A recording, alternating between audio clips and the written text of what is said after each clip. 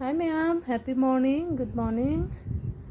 Asisu aigi breakfast asi ma'am da share tawjage. Yerum aputpa ani leire.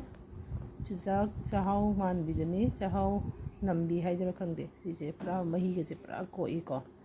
Adagi hainau munba si akoi diabetic oiba cancer patient tadi hainau se kitang bera kani ko chara chuma cheram khok chaba natuna.